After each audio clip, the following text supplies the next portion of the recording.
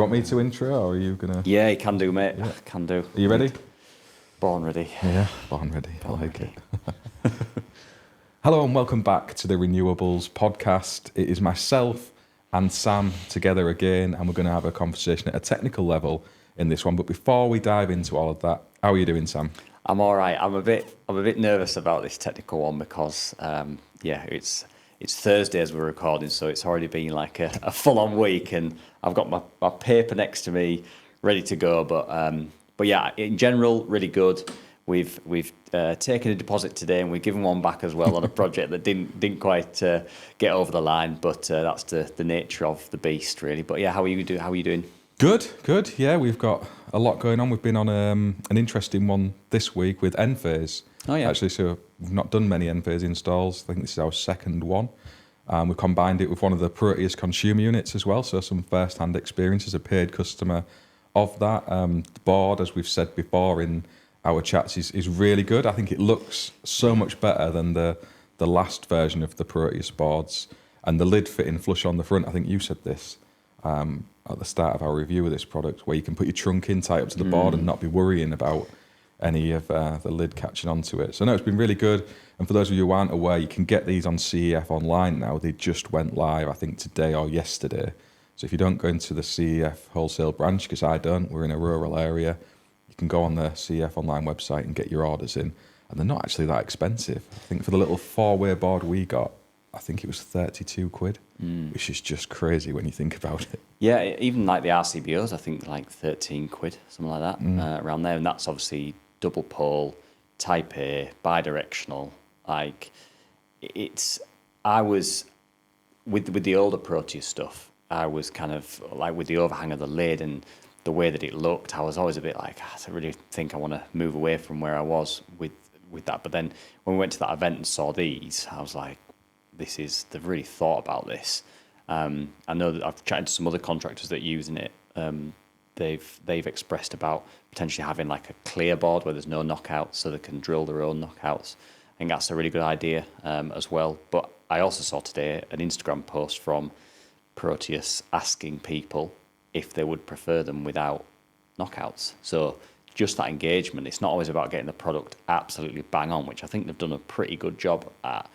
First, straight out of the blocks, it's actually being able to adjust that product when you get some feedback. And yeah, I'm really pleased that they've come with a really good product, because, like I said a few times, we are obviously sponsored by Proteus, but I was really worried that it wouldn't be something we could properly get behind. But it's a really good board. Yeah, you did right in the changes that they make as well. I think the DIN rail was missing a stop for where your main switch would push out towards, and straight away they've actioned that and got that in place going forward. So they are really keen to get your feedback. If you're installing these and you think there's some tweaks you want them to make, message them on the socials or drop an email into the team, and they will listen and take those actions. But yeah, it's paired up really well with the Enphase system. I don't know if you've done any Enphase, but they're kind of AC comes off the roof, and it's quite simple actually once you get down to where you're connecting it into the consumer side equipment to do that. You just need space for your CTs and whatnot, and it seems to be working as intended so far, so we're happy with that. And that's another option on the topic we've got today, I suppose, Sam, because we're going to have a little chat around optimization and how the different setups in strings behave between different manufacturers, and one in particular that you use a lot, SolarEdge. Yeah, I think we've touched on this in other episodes around other safety topics around like buried DC cables, and if we can use the ground fault indicators to almost like try and use it as like additional protection for burying cables. And I've been actually having a chat with a guy on social media who doesn't do solar but does a lot of the ICRs, and he was basically saying, look, what do we do when we come across an installation where solar PV cables are buried within the fabric of the building? They've been put in a steel conduit buried in the building, and but obviously there's no protection there. It wasn't SolarEdge or anything. It was just a standard string inverter, and it's like, well, I suppose it is in mechanical protection. It's not earthed, but should it be earthed, and all this other stuff? And I basically went back to him and went, will you stop sending me difficult questions to answer. Jokingly, we had a good discussion about like the pros and cons of doing it, and my position on it is we try everything not to bury any cables on the DC. We tend to try and hit voids and run cables in voids so we're more than 50 mil away from the surface, but it's not buried as such. It's in like a void with like a soil stack or places that you're not going to drill into, and try and use a bit of common sense on it. But it isn't easy especially when all these properties are trying to have solar PV on now, like new build properties. Even if it is only like 4 panels, they've still got to get those DC cables down to an inverter that might be in the garage or somewhere else. But using something like optimizers, we've discussed whether or not that in the future could help us to actually bury these cables, because they're so reliable that they can disconnect the DC supply, because it's not enough to have it just in the inverter, is it? No, it's not. And then the optimizers and the way they work are only going to improve, I think, over time. And as the cycle of regs catches up, we might see that, where they're seeing that as kind of the source, as we've got on our traditional grid side. You've got your source and you've got your RCBOs and your final circuits. We've got our source in sunshine, and then we've got our optimizers protecting those cables off the roof in ways that might end up satisfying the intent of the regs. So we could consider burying them. As it is at the minute, I don't think we can in a way that would satisfy what BS 7671 is telling us we need to be doing. So if you do find those buried DC cables, you'd want to think about coding them accordingly. And it's the same with AC cables that are buried in the fabric of the building without RCD protection. When they were probably installed, it wouldn't have been a requirement to be so, and you could look at coding, depending on which CPS provider you're with, between a C3 and a C2. But I think with solar, it's different, because really they should never have been buried in the first place. So you could be looking to code that as something that is potentially dangerous. So it's one of those. As an inspector, it's how far you take it. Are we going to start coding and looking at fire alarm systems and security systems? You've got to be really careful with an EICR, just talking about that, because you raised the topic, and what you put in what's been inspected, kind of the intent of the inspection. And you can exclude some of the solar if you don't feel competent in making those choices. There's nothing wrong with that. And then the customer or the clerk of works who's responsible for that building, the client, can make further arrangements to have it checked by someone who is.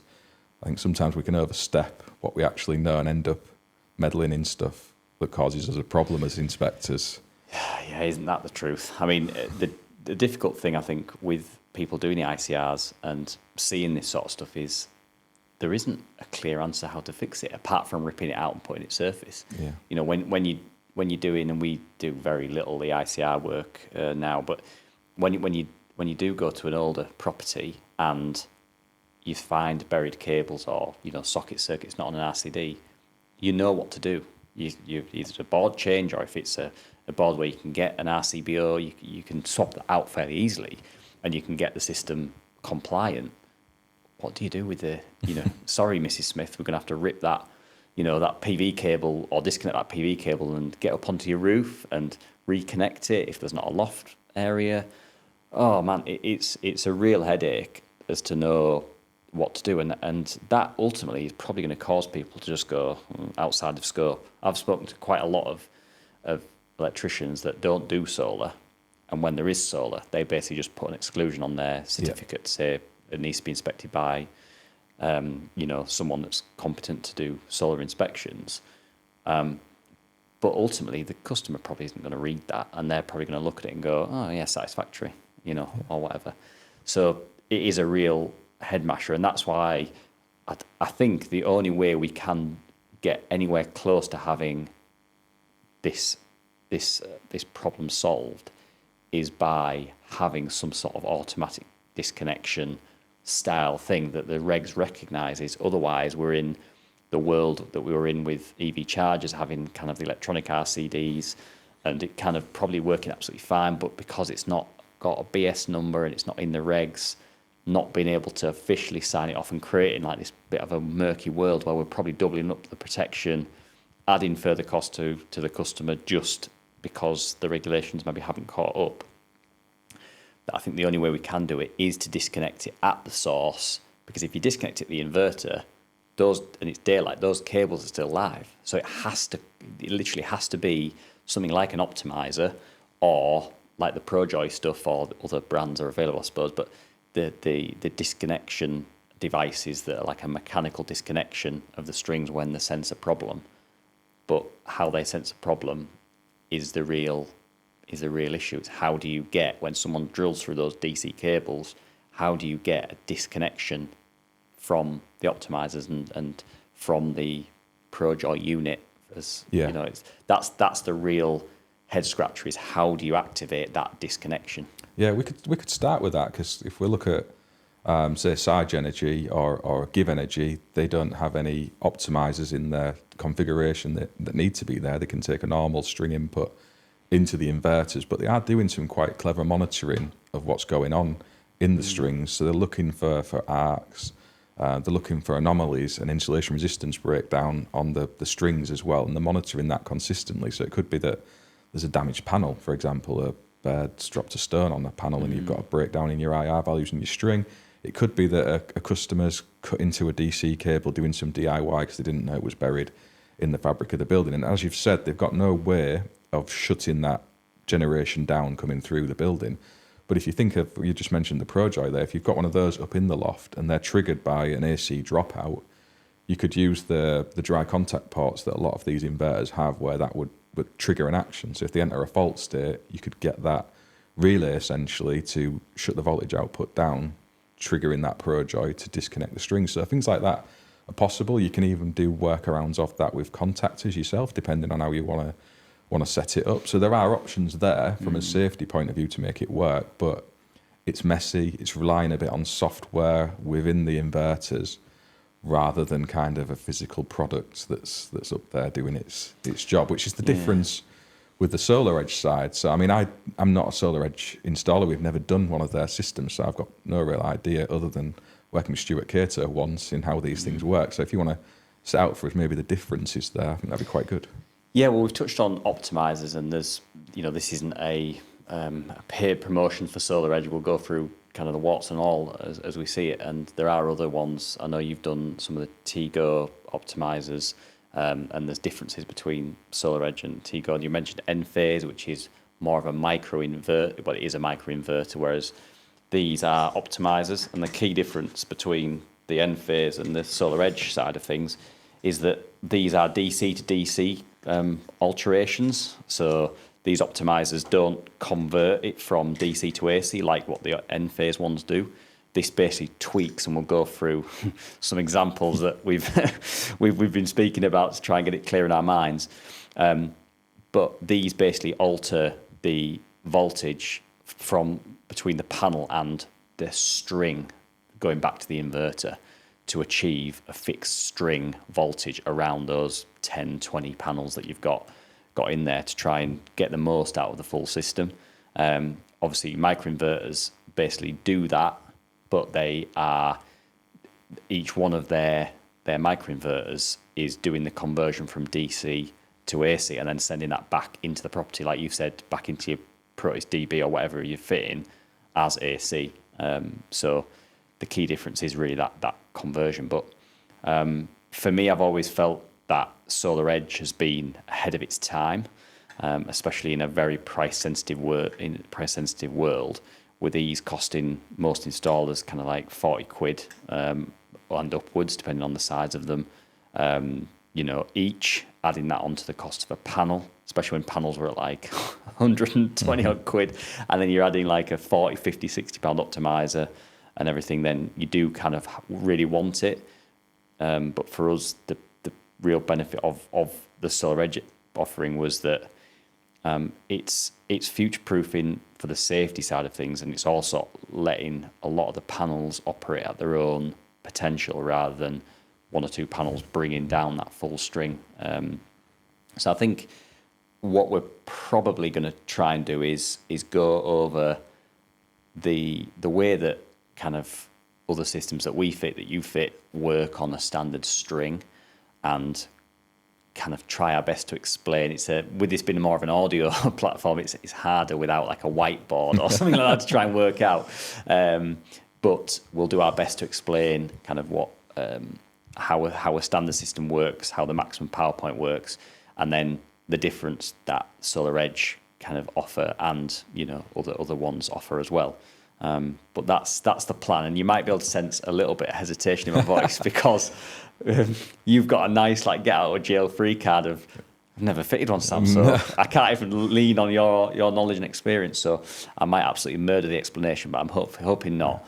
I think we'll be fine with it. I mean, just to say, this has been led by the audience. There's a couple of listeners who I'm connected with on Twitter who've asked for us to talk about this, and we are really wanting to engage with the people watching along. So if you do have any topics you want us to cover, send them in. And if you're not already, don't forget to subscribe to the channel and get involved with all of that, because it's really starting to take off now. We're quite excited about where we're going with the show more widely. But the optimizers that Sam's just been saying, my basic understanding is, from chatting with you just 5 minutes ago, that the MPPT is kind of built into the optimizer rather than with the traditional systems that we fit, where that MPPT aspect is done in the inverter. So just to say, typically with the Sage Energy or the Give Energy systems, you're kind of looking at about 10 panels in a string because of the way the voltage summing works before it reaches that MPPT. With the Solar Edge, it's not quite like that because it's outputting the MPPT element into the string to then send back to the inverter to do some more voodoo magic, as you so eloquently described before we started recording. But I think there's some other safety functions in them as well. Is it kind of temperature monitoring around where the MC4s are connected into the inverter as well? I think some other bits of clever stuff going on. They've got so much stuff. So there's a temperature monitoring ability. So Sense Connect. There's some of the optimizers that have this and some that don't. But that's looking at potential arcs between the MC4s as they're connected in, because obviously with this, and you've touched on this before, with these sort of systems, you are introducing a hell of a lot more connections. You're connecting the panel to the optimizer, then you're connecting the optimizers together, then you're connecting the string back into the inverter. So you've got a lot more MC4 connections, which, if they're done right, is fine. But you are kind of introducing potential failure points. A bit like if you were wiring some sockets and you had, and we've all probably seen this as been, if you're a domestic electrician, you go under the floor and there's about 5 junction boxes on like a length of 5 meters of cable. You are kind of introducing more connection points, and that can lead to more high resistance joints. But Solar Edge monitor that so that when there is a potential high resistance joint and the heat is building up, it can disconnect that array. And because it's disconnecting that array at source, means that there's physically 1 volt going around that, 1 volt per panel going around that string. So that's a safe touch voltage. You aren't going to get any heat build up or anything happen there. So it basically stops there being any real potential of a fire on that property. And a lot of our sort of commercial and semi-commercial projects have specified, some of them named Solar Edge, but others have specified those sorts of technology, and you don't really have many other options other than Solar Edge if you want that module level shutdown. I know Sage Energy have got some really interesting stuff, and there's others out there as well that are doing a lot of like arc fault monitoring and all of that, but the difference is this is doing it up at the source rather than down at the inverter. So but yeah, you're dead right in terms of the MPPT. It's all being controlled by that optimizer rather than down at the inverter, and the inverter's having to do a lot of heavy lifting to try and find the maximum power points of the system and get the most out of a system that might be partially shaded, or even just panels not working at their optimum efficiency.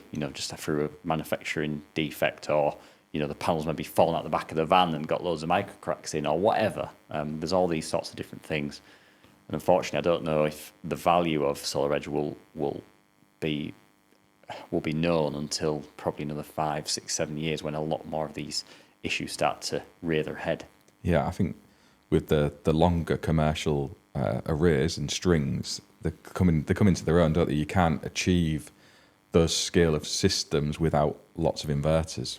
Otherwise, can you? That's the basic reality of it, where if you've got Solar Edge, you can have 30, 40 panels on a single string, and they can be across different orientations as well, from my understanding, and it doesn't really bother the system as a whole. Whereas if we've got a basic inverter and we're going across different orientations, you can't even really blend them because they're going to drag each other down all the time. You've got your limitation on the maximum voltage going into the MPPT, and even at a commercial grade where you might have 1,000 volts, it's still not that much when you start cranking up the panel volumes, is it? So they're kind of owning that market space, but because things are so price driven, and I don't know how many times you've got this, but I get this a lot on my content when I've shared installing optimizers, and people are like, why you've done that? There's no shading, it's just costing the customer money.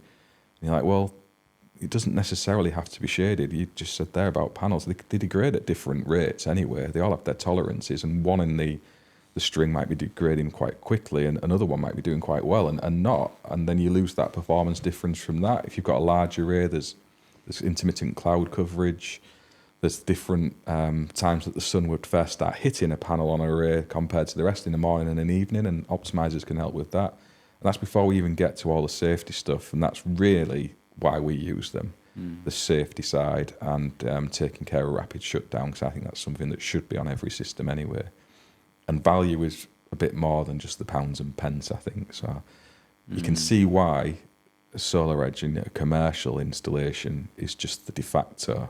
Yeah, well, I think what I tend to say to a lot of people that hit me with those surface level criticisms of why have you fitted solar edge on a domestic or commercial level system when it's just a massive roof or a small roof with no shading.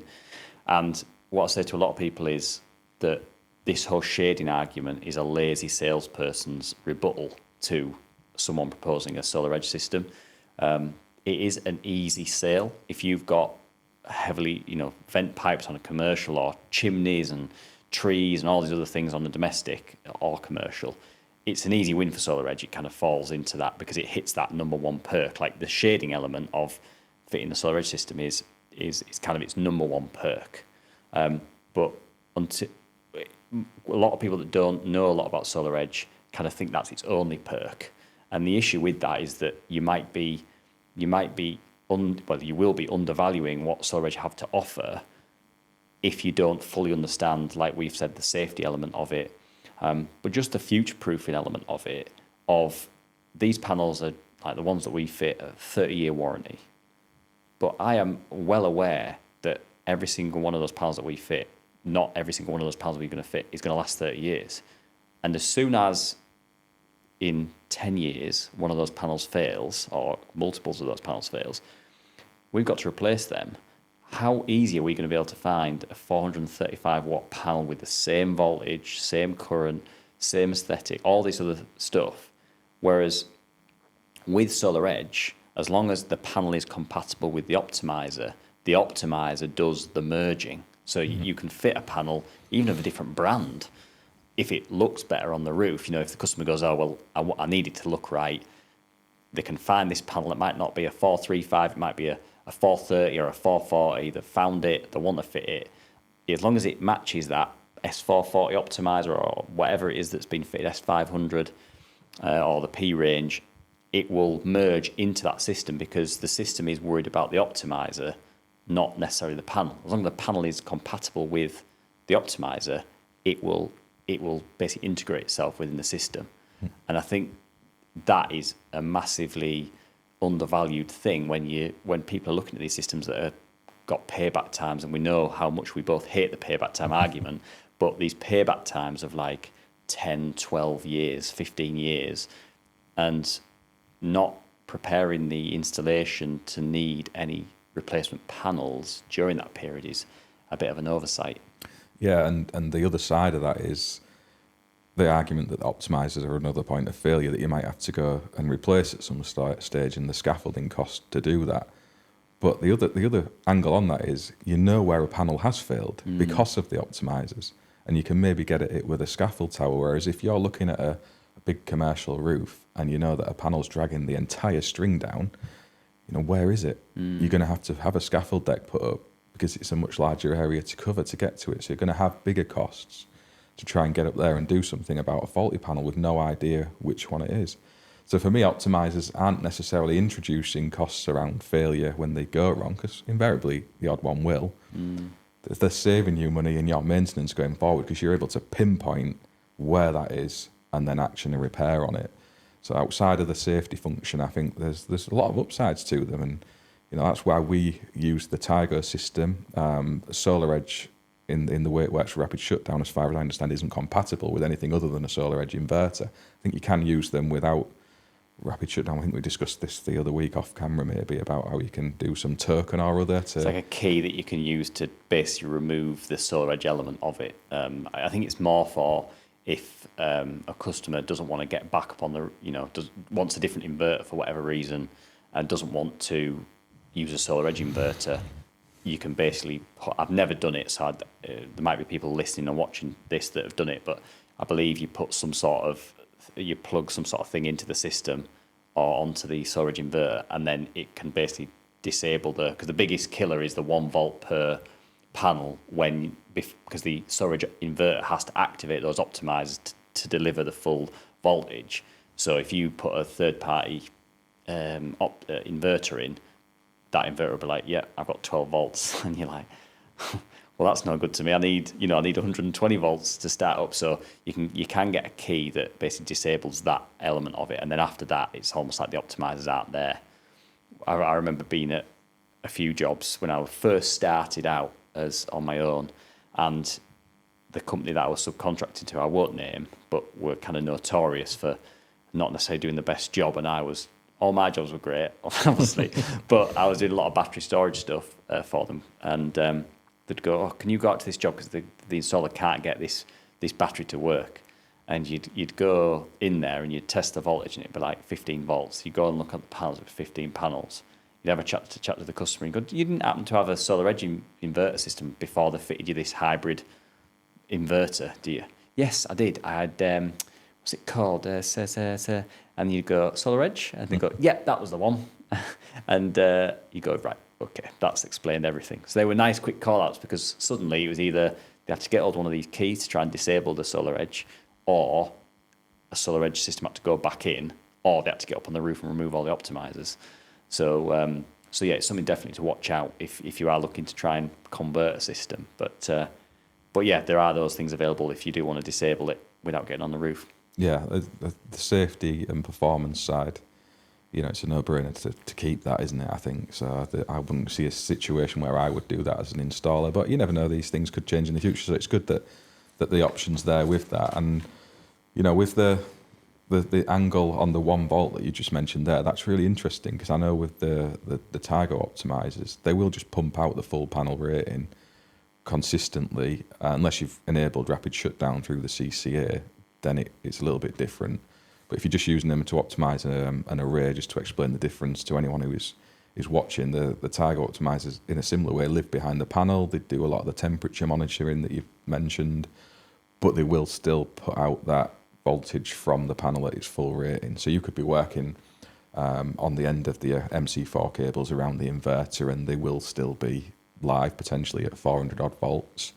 Whereas with the Solar Edge system, as you've just described, then if you've got those cables disconnected from the inverter, that's not the case, is it? So that's quite a good safety feature built in, and you can maybe see the argument there where maybe you wouldn't necessarily need DC isolators with a Solar Edge system because of that, if you were happy to rely on the optimizers doing their job. And I guess that's another one of those arguments, as if it's meeting the intent of regs or not. But I think that's a good way to approach it. So there's a lot of upsides there with the Solar Edge stuff. And the really interesting thing I find, and I guess that's more how the MPPTs work, we'll maybe have a little chat about that, is you can use them on different orientations and you're going to get exactly the same performance. You could have one string around, say, 25 panels with an array that's east, west and south, and you get exactly the same. Whereas if you're using a different system, you'd have to have a string to the east, string to the west, string to the south.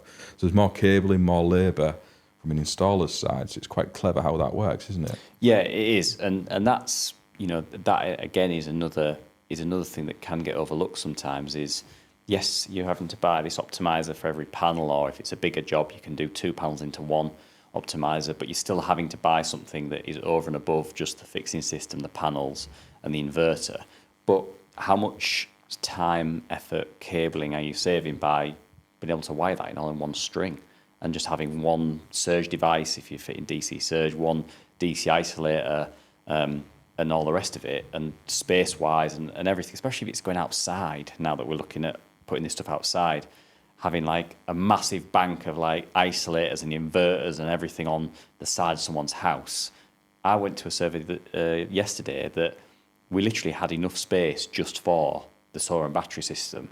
And if that roof would have been more complicated, you could have had like 3 or 4 strings on it, and you have to pack all that into a really tight space. So saving that time and effort and cabling and just ag is really, really handy. And the 1 volt per panel thing is, it's so good. It's the guys get not annoyed because it's just part of the job, but they realise how much of a benefit that is when you go onto a string inverter system. You've got like 400 or 500 volts at the end of those cables, and they're like, it's so nice when it's just 20 volts there, and you safe touch voltage. You can touch it, you can test it, you can do all this other stuff, and without any real danger being there. That's a good point, because we always work from the isolator up to the array, so we've got our terminations made because of that. Yeah. We don't want to be left with the array's full potential there while we're wiring it into the isolators. For any consumers watching, that might not seem like a big deal, but it is when you're stood there with a potential of 400 or 500 volts in your face, having to put it into an isolator, and it's just something else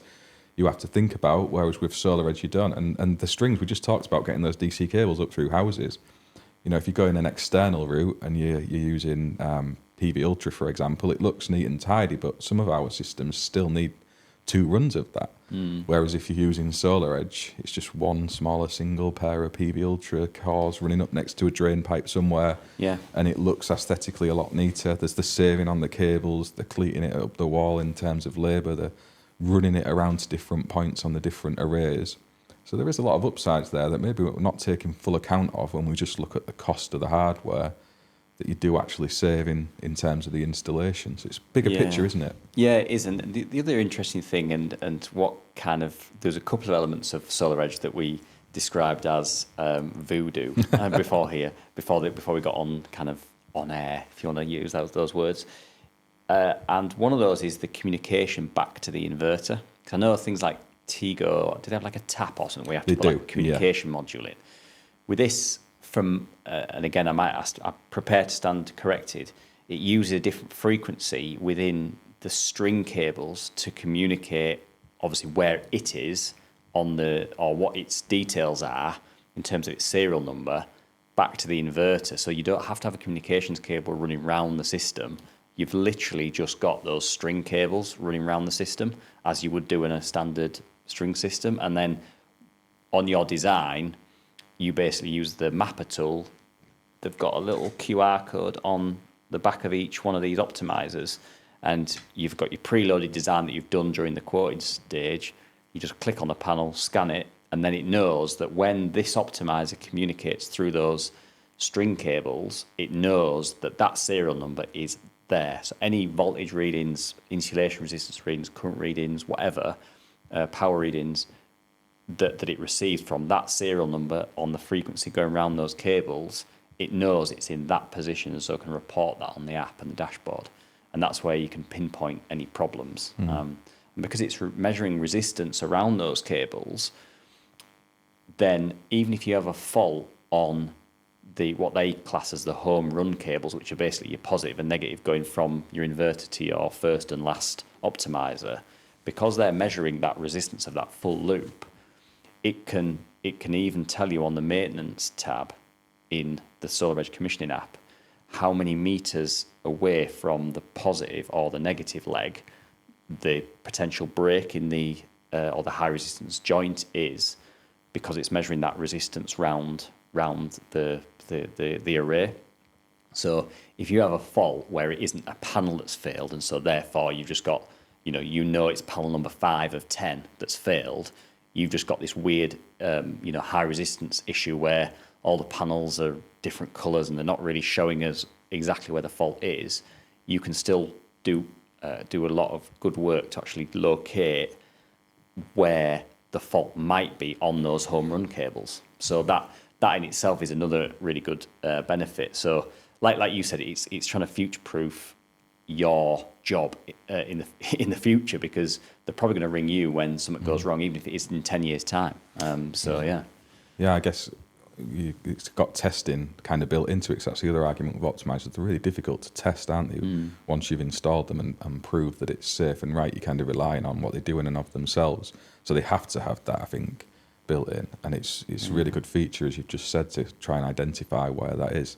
And you make a great point in the communications, because I'd never even thought about that, but the tap side of it is a frustration with the Tigo system, because you have to run an RS485 cable or a CAT cable up onto your roof, and then sometimes you'll need more than one tap where you have to distribute across if you've got a large roof surface, or if the height of your arrays is more than a metre different, you have to have a second tap at the lower elevation as well. So all of a sudden you've got that labour element of installing it, and it's another point of hardware up on the roof that could fail, and getting access to it, because we've thought before, well, okay, we'll pop these inside the loft space so you can get to them, but they don't like that either, because they're working on radio frequencies to communicate with the TS4s, and again you've got the differences in elevation between your arrays as well because of that. So generally we're having to fit a couple of these on most domestic systems, even when you get into sort of 20 plus panels.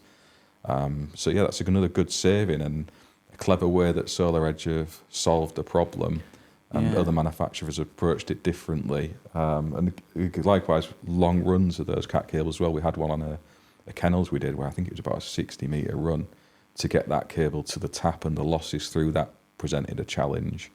So I think there's some big upsides there. Maybe need to have a bit of a better look at the SolarEdge offering, to be fair, because it's something I, at the start, wanted to install. We did try offering that to our customers. We've done all the training, and just literally no one would buy it, however hard we proposed it.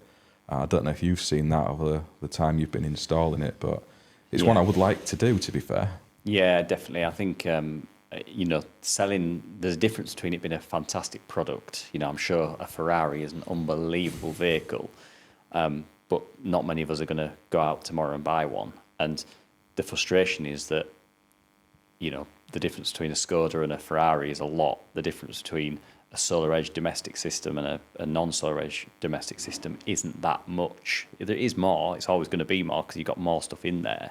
But so for me, I would love, and we were, when we first started during kind of the initial boom, after I'd gone self-employed, we were basically just fitting SolarEdge on everyone, because a lot of our social content was around it.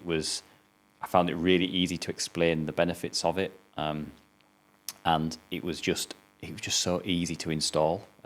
We weren't having to run like the taps and all these different things. It was just literally plug them all together, commission it. We had problems like we always, you always do with any piece of equipment. The market has tightened up a lot, and there's a lot more competition there. But for me, it still remains to be one of the best systems you can fit. But they have their own problems as well. And one of those problems is the app and kind of the whole software side of that. And it's so frustrating because it is a premium system. And for a premium system to let itself down slightly on like the app and some of that, it's just it's like the final hurdle. This customer's paid more to get a SolarEdge system, and then it's generating well. It's offering them that customer benefits that they're not seeing, because it's every time it starts up on a morning, or if it's turned off and on again, it's doing an insulation resistance test around it before it starts up. It's doing all these safety checks. It's got the Sense Connect, so MC4s aren't going to be smouldering anywhere. All this stuff that the customer has no idea about, but all the customer is concerned about is what they can see on their phone, on their computer, and this is what's been my biggest frustration. Is I just want them to get that sorted, and apparently that's end of the month that is getting sorted. But yeah, it's just the challenges with all this sort of equipment. It's very, very, it's fantastic in some ways, and then in other ways, it's not as good as some of the other kit out there. And I'm very much aware of that.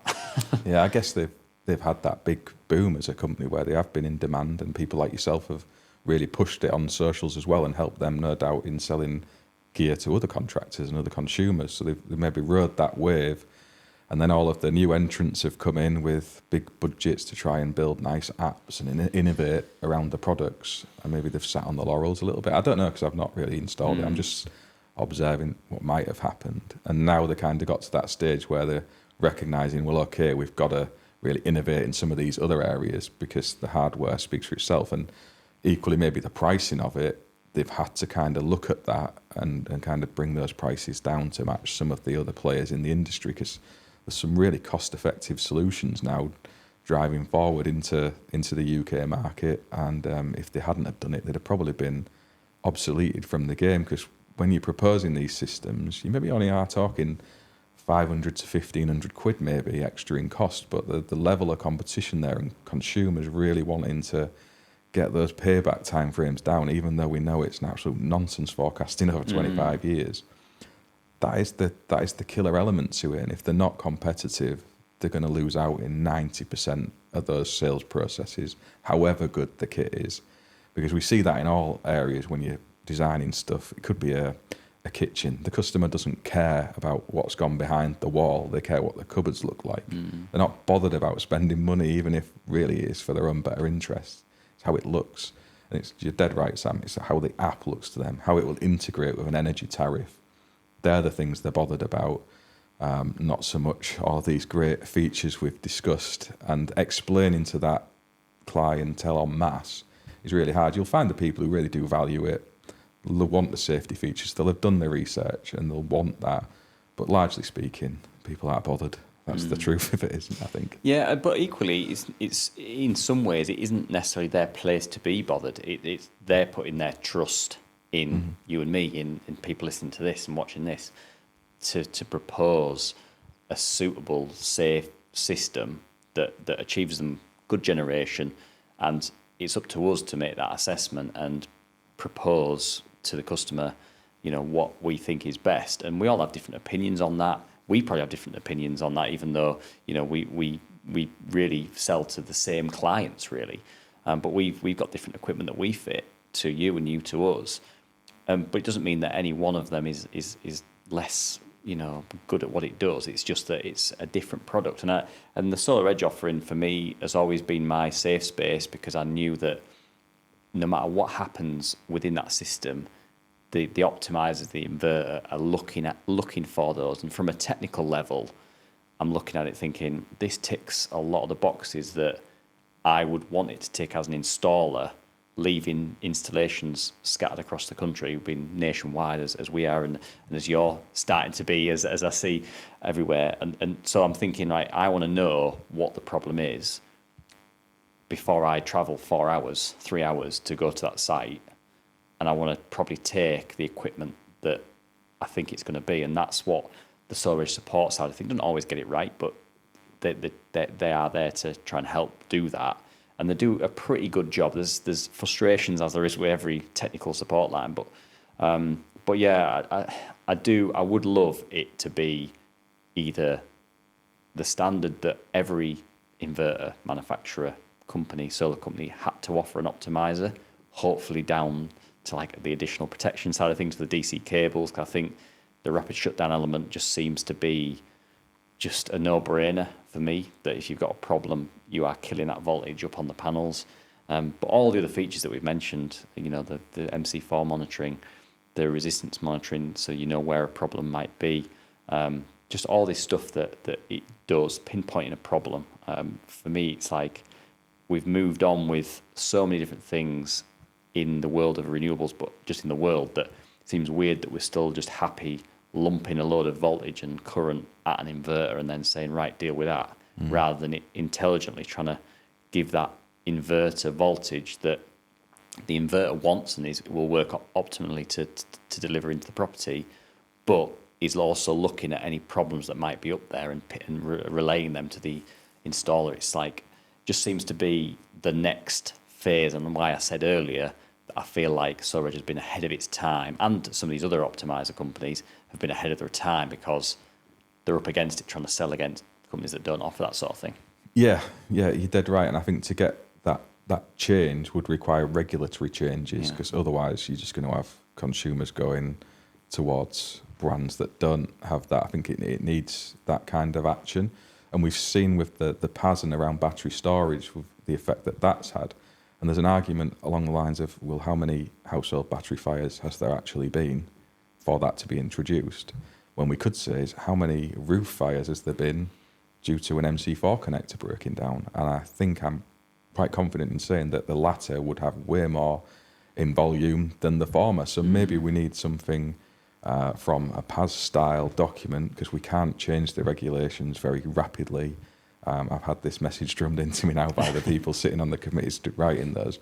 But maybe we could get something in place along those lines that says you do need rapid shutdown on any PV array that is housed above people sleeping at home at night. I don't think that would be an unreasonable thing to put in place to ensure safety at that level.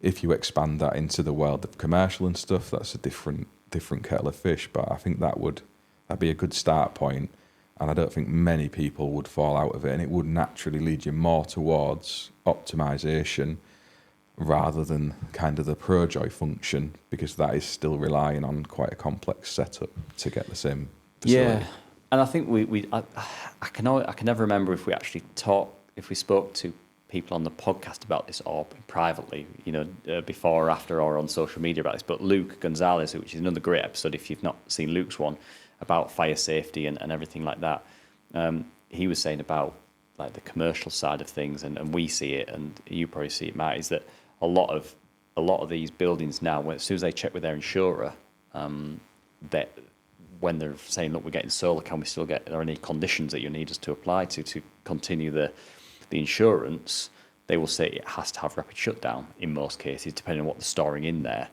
But if you have any value in some of these big commercial sheds, then you kind of need to have something that stops that MC4 smouldering away up on there that could effectively burn that place down. And so it certainly commercially, it's very much insurance driven at the minute. But I'm hoping that filters down into the domestic area. But private properties in domestic just are a little bit of a Wild West situation. And I hope it does. And I'm sure Solar Edge are kicking that door in to try and get that to be put in there. But as far as I know, it's not at the minute. And a place like Canada, I'm sure it's Canada that is one of the only places where you have to have arc fault protection on your solar PV system. And that's available on these optimizers, but it doesn't come set up as standard. So when you go into your setup of your new storage system, you can activate arc fault protection so that it will shut that system down. It can manually reconnect as well, automatically reconnect to try it again. I think after a certain number of those auto reconnects, it will then just shut the system down. So all this clever stuff that, to be honest, the customer never sees until it actually does its job and works. Yeah, I think the people who write the regs and guide industry really do need to get with the times with optimizers. We've seen this kind of reactionary state where we start getting messages around removing DC isolators because they're setting on fire, having less MC4s because they're burning out, when really the core issue there is to do with training. So let's do something better to increase training and the knowledge of people fitting it, but also to understand that these optimizers will see those things and stop them from appearing. They might not satisfy the BS, whatever number you need in the regulations for that specific function. They might be termed a unicorn device, but they're actually here right now and able to do it. So why not start putting process in place where they have to be installed? I think that's something that we need to get a lot braver about. And we've seen that with the PAS and around battery storage, and there's elements of that people don't like, and there's bits in it I don't like. Yeah, same. But ultimately, I think that's a really positive thing to see, and we should support that as installers and consumers, because the intent is for increased safety. And I just think they need to look at that around the DC side and how we isolate that. But before we end our chat, I think we should mention a little bit about N-phase, because we did talk about it at the start, and that is a bit different again in how that behaves, because it does distribute AC back into the house. So you could start looking at that thinking, well, maybe we could bury that as it runs through the property. However, they do have RCD protection built into the inverters, but it's the same old argument as we have with EV chargers, that the product standard that relates to that doesn't satisfy the intent of our regs. So I guess you could put a little consumer unit of RCDs up in the loft to then cover that off, but then you've got access for maintenance and resetting that. If it's tripped, would anybody even notice if it had tripped for a few days? So there's those kind of debates there. It does take away the whole DC side. There's no DC coming off the roof, essentially. If you're a customer wondering how these work, it's basically a mini inverter under the panel that takes the DC off the panel into it, does all the clever electronics to convert that to usable AC power and pumps it straight out into the wider system. So there's maybe a different approach there, and I guess there's the monitoring that they're doing as well. Yeah, I think, to be honest, I've not fitted any Enphase stuff, but that is a massive bonus to Enphase, is that as soon as it comes into the house, you're dealing with AC, and which most electricians, that are worth the salt know how to bury a cable and protect it. And I think it's just changing it so that you go, well, actually, I need to protect that from higher up, because whether or not that's in the Enphase microinverter or an RCD in the loft space, but then you've got, like you say, the access issues and all the rest of it, so that you're killing that piece of cable coming down. But yeah, that is a big benefit, I suppose, to Enphase, is that you're dealing with a voltage that we're used to dealing with, and a current that you're used to dealing with. So yeah, the way we approached it was to put there's a gateway that comes with it as well. So we popped it in an airing cupboard with a little distribution board, because we needed a couple of AC strings going up there. They're again limited to the number of panels you can have. I think it's 6 or 7 in a string with Enphase. I might be getting that wrong. It probably depends on the panels you're using as well. So we had to have those, and it was just a way of subdividing a larger submain from the consumer unit that we'd brought up to that area. But again, you've got your RCD protection then on those quite high up in the building, so it's unlikely anybody's ever going to hit into them when they haven't got that in terms of the BS7671 element that we need. Yeah. So it's another interesting option. I think there's other upsides to all these things as well. Enphase, I think, claim to have a lower startup voltage from the panels when they'll start generating in the morning, and they work a bit later into the evening as well. And there's other issues around clipping where they suffer from. So I think overall you're supposed to get more production out of a panel, but it's just a different approach, isn't it? I think these innovations are quite clever in the way different brands are tackling it. And as long as the safety sat in within all that, I think it's really good. We need to see that. We need to see those competing brands innovating against each other. That's what drives a lot of this forward. Absolutely. And it's driving the technology forward, and like you say, it's dragging the regs behind it, trying to keep allowing the regs to enable us easily to fit this kit without the threat of, well, how are you justifying that? We know that the regs are a guidance document, the non-statutory, but that's our biggest ticket to conforming to the electricity work rate. We need something like that really behind us to allow us to realistically install this stuff and have something that's got your back. And unfortunately, like you said, it takes them a long time to catch up with this sort of stuff. It is moving at a quick pace, but I mean, storage has been around for a long time now, so it's kind of like it's probably time that it's properly looked at. But yeah, it's interesting. Did you want me to quickly try and do a little explainer on the maximum power point? Let's go for it. I've been hoping. Let's hear the voodoo. Let's hear the voodoo. Right. So, firstly, it's kind of a little bit about, I suppose, the maximum power point of a panel and what that system is trying to do, like a standard string system. So, when you've got a panel, you'll notice on the back you've got like a open circuit voltage, which is basically the two ends of it. Test it in 1,000 watts per square meter of light hitting that. You are getting that, which is a radiant. So you are getting that 40 odd volts, whatever it is, 50 volts out of that panel. And we've touched on that when we've done the string design episode. But what that MPPT is trying to achieve within the inverter is it's trying to align the perfect voltage and current to achieve the highest power output from the panel, because that power output is very linked to the amount of light hitting that panel. So obviously the lower levels of light hitting that panel means that the power outage is going to be lower. So the voltage and the current curve is going to be different depending on what levels of light are hitting that panel. And you'll notice on every single panel data sheet, there'll be this power voltage curve, the PV curve, the IV curve of the panel. And you can kind of see the different light levels, how that affects the voltage, which is usually pretty stable, to current. It's usually the current that adjusts quite heavily. So we're trying to achieve that perfect point. And there's maybe something we can put up on this that'll show that visual, which will help anyone that's not in solar to kind of look at, okay, well, if the voltage is this and the current is this, then that's my peak of my wattage out of that panel. What Solar Edge does is, we've mentioned in this podcast that Solar Edge is about trying to do the same thing, but it's doing that at each optimizer, so that if you've got a panel that is heavily shaded, then it isn't getting that 1,000 watts per square meter of light hitting it, because there's cloud cover, or there's a branch, or there's a lamppost, or there's a vent coming out the roof. Something is stopping that amount of light hitting that panel. And if we didn't have that optimizer, that is then seen, the other panels can basically start to inject voltage into that panel, and that effectively lowers the amount of voltage flowing in that string, and it can cause hot spots and all sorts of other stuff. But with an optimizer, it is assessing its own panel, and Solar Edge works on a fixed voltage going round all those optimizers and back to the inverter. And single phase wise, domestically, that's around the 400 volt mark. So it's like 350 to 400 volts usually.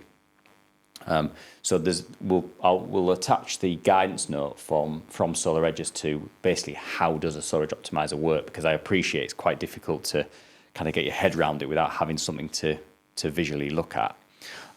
But if I try my best to explain this as much as I can, so we know that we've got if we had 10 panels at 200 watts, and we know we're going to achieve around 2,000 watts of generation, and we need to achieve 400 volts because it's a fixed voltage system, then that equals a string current flowing around all of that at 5 amps. And that's just the old P equals V divided by I equation that we're all very used to in the electrical world. When we start to look at if a panel is shaded, then if we have an example where we've got 10 panels on the system, they're all 200 watt panels, 9 of them are generating at 200 watts, but one of them is shaded through whatever means, and that's only generating 40 watts, then suddenly that optimizer has got some work to do to try and merge that panel into a fixed voltage system. So we know that we're trying to achieve 400 volts.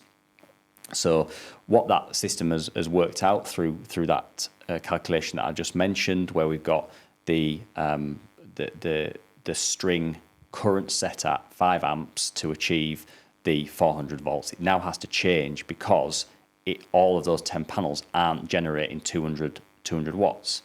So this graphic here is the figure 2 on the document that's attached in the notes.